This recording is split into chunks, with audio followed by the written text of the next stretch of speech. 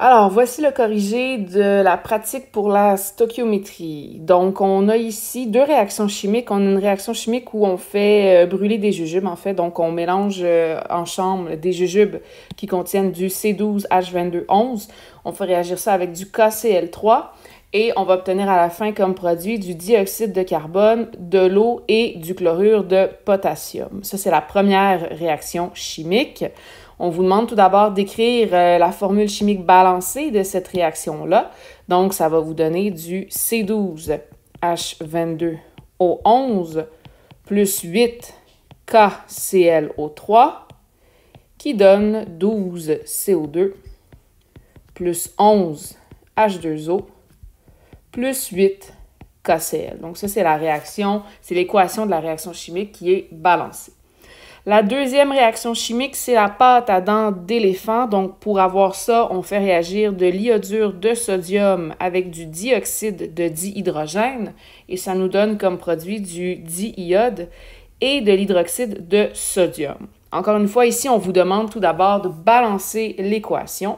Donc, l'équation balancée sera la suivante, 2NaI plus H2O2 qui vous donne du 2NaOH plus I2. Donc ça, c'est les deux réactions chimiques dont il est question dans la mise en situation ici. La première question qu'on vous demande par rapport à ça, c'est la suivante. Pour préparer la pâte à dents d'éléphant, si tu utilises tout le dioxyde de dihydrogène auquel tu as accès, quelle va être la masse d'iodure de sodium dont tu auras besoin? Donc, pour faire les expériences, vous allez voir les techs de labo et ça ici, c'est ce que vous avez comme matériel, comme ça ici. Et la première question qu'on vous pose, c'est avec ce matériel-là, si vous faites réagir ça ici, là, 1500 ml concentré à 12% masse volume de dioxyde de dihydrogène, mais combien de NaI tu aurais de besoin pour que ça se produise? Donc, c'est un problème de stoichiométrie. On va faire comme on est habitué de faire. On va commencer par écrire notre équation chimique. Donc, 2NaI plus H2O2 qui donne du 2NaOH plus I2. Encore une fois, moi, j'aime bien faire le petit tableau. Donc, je vais mettre mes colonnes comme ça ici. Ma première ligne va être les proportions. La deuxième ligne, mon nombre de moles. La troisième ligne, la masse molaire. Et la quatrième ligne, la masse de mon échantillon. Et je mets une colonne par molécule.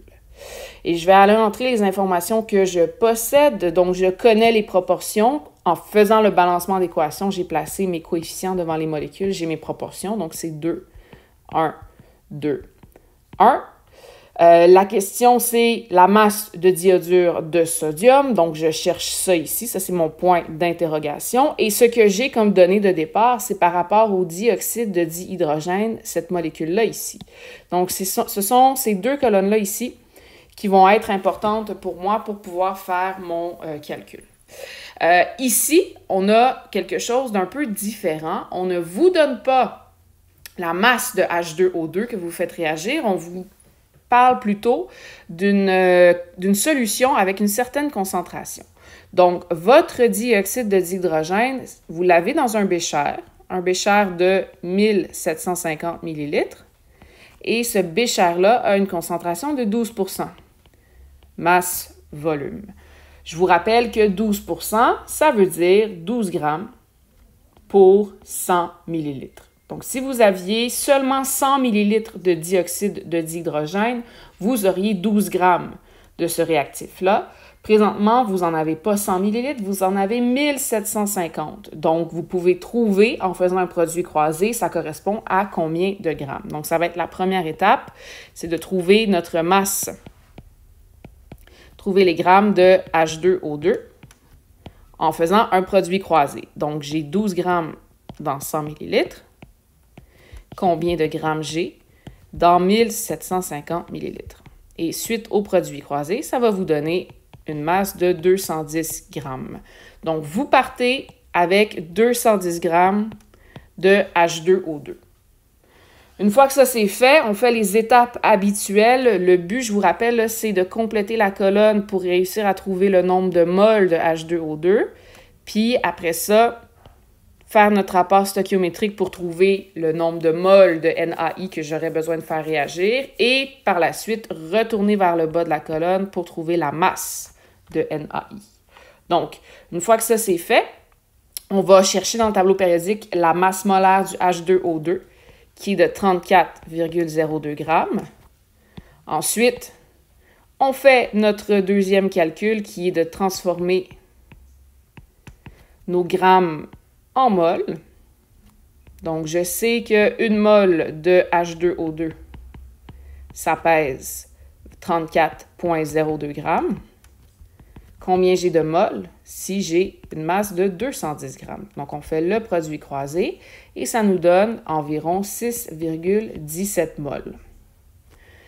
Donc, ces deux premières étapes-là que l'on a fait nous ont permis de conclure que notre H2O2, qui est un de nos réactifs dans la réaction ici, bien, on en a fait réagir 6,17 moles. Ou on veut en faire réagir 6,17 moles. Pour qu'on puisse faire réagir 6,17 moles de H2O2, combien on va avoir besoin de NaI?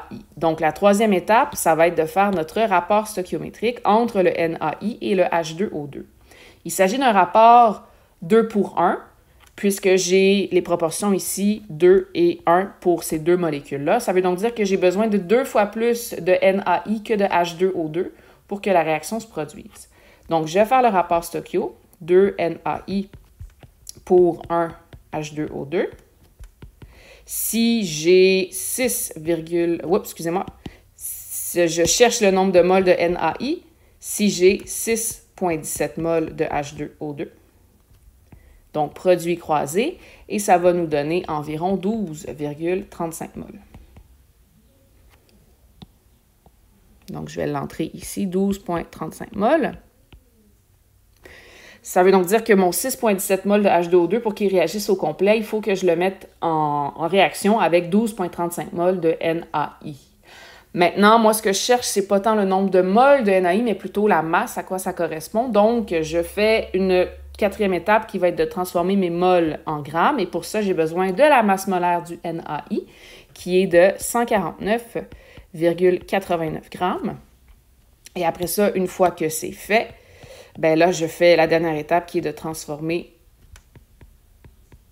mes moles en grammes avec un produit croisé. Donc, une mole de NaI, ça pèse 149,89 grammes.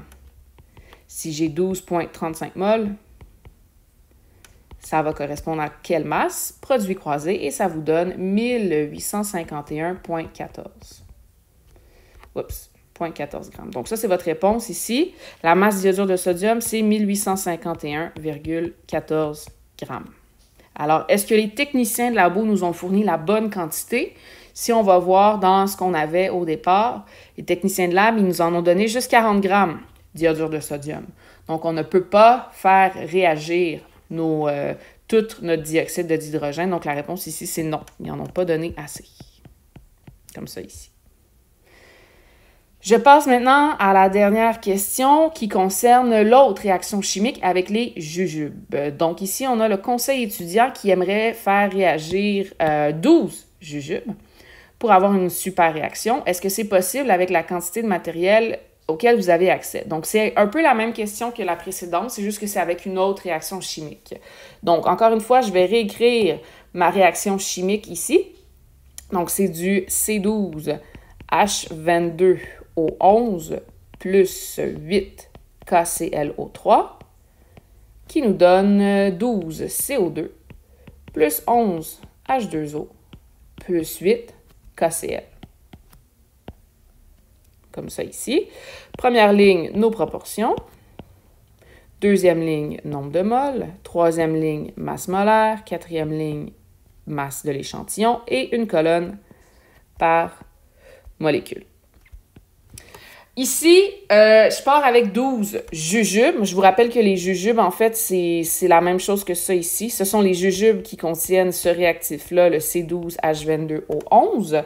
Et 12 jujubes, ça vous donne pas beaucoup d'informations. Ça vous donne pas d'informations concernant le nombre de moles. Par contre, si on remonte un peu plus haut, on vous dit dans le problème, ici, au tout début, que chaque jujube contient 11 moles de C12H22O11. Donc, sachant que vous allez en utiliser 12, vous pouvez faire un produit croisé pour trouver c'est combien de moles au total. Fait que ça va être notre première étape. Donc, j'ai 11 moles de C12H22O11 par jujube, donc pour un jujube. Si j'utilise 12 jujubes, ça va me faire combien de moles de C12H22O11. Fait que ça va être votre premier calcul ici et ça va vous donner un total de 121 moles. Fait que vous pouvez tout de suite aller le rentrer dans le tableau, votre 121 moles. Et là, contrairement à l'autre réaction ici, j'ai pas besoin de la masse, j'ai pas besoin de la masse molaire parce que ce que j'obtiens comme donnée de départ directement, c'est le nombre de moles. Fait que ça va. J'ai oublié aussi de rentrer mes proportions. Fait que c'est 1 pour 8, pour 12, pour 11, pour 8. Comme ça ici. Et la question, en fait, il y en a deux ici. Quelle va être la masse de KCl3 que je vais avoir de besoin? Donc, je vais chercher cette case-là ici par rapport au KCl3. Et la deuxième question, c'est combien de molécules de CO2 seront produites? Donc, je vais chercher quelque chose par rapport au CO2 aussi. Mais on va y aller un à la fois. On va commencer avec le KClO3. Donc, ce sont ici les deux molécules qui vont m'intéresser pour le calcul. Comme je commence mon problème déjà avec un nombre de moles, je peux tout de suite passer à l'étape 2 du rapport stoichiométrique. Contrairement au problème tantôt où je partais avec une masse, là, je pars directement avec un nombre de moles. Je sais combien de moles de C12H22O11 je veux faire réagir, c'est 121. Puis je veux savoir, ça va correspondre à combien de moles de KClO3. C'est un rapport 1 pour 8. Ça veut dire que j'ai besoin de 8 fois plus de KClO3 que de C12H22O11 pour que la réaction se produise. Donc ça, c'est mon rapport stoichio. 1 C12H22O11 pour 8 KClO3.